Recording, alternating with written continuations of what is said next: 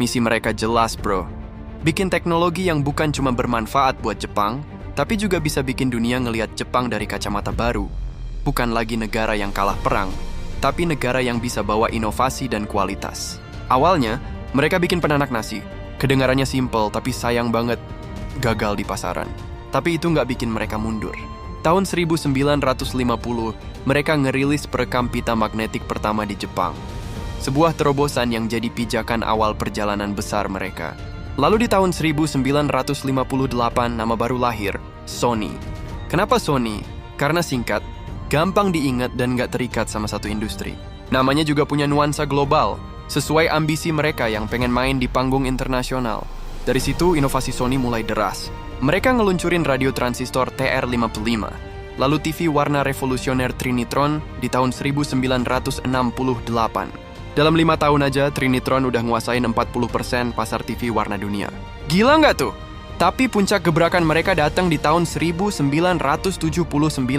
Sony ngenalin Walkman, alat pemutar musik portabel yang bikin orang bisa bawa lagu kemana aja. Efeknya luar biasa. Gaya hidup orang berubah, dan Walkman terjual lebih dari 400 juta unit di seluruh dunia. Di bawah kepemimpinan Akio Morita, Sony jadi pionir ekspansi global. Citra Made in Japan pun naik derajat, jadi simbol kualitas dan inovasi. Tapi perjalanan nggak selalu mulus. Sony sempat kalah di perang format Betamax lawan VHS. Masuk awal tahun 2000-an, mereka ngalamin yang disebut Sony Shock. Kerugian besar, inovasi melambat, dan budaya internal yang terlalu hati-hati jadi penghambat. Di tahun 2012, Kazuo Hirai maju sebagai CEO. Dia bawa strategi besar bernama One Sony.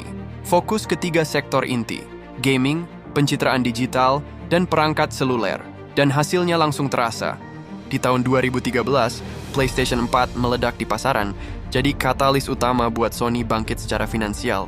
Sekarang, di bawah pimpinan Kenichiro Yoshida, Sony udah berubah jadi konglomerat hiburan berbasis kekayaan intelektual, IP, dengan strategi yang mereka sebut Creation Shift. Lebih dari 60% pendapatan grup datang dari PlayStation, musik, dan film. Mereka juga memanfaatkan teknologi inti kayak sensor gambar canggih buat memperkuat ekosistem kreatifnya. Tapi nggak cuma itu, Sony juga nyoba merambah dunia mobilitas lewat prototipe kendaraan listrik Vision S, dan terus ngulik kecerdasan buatan AI.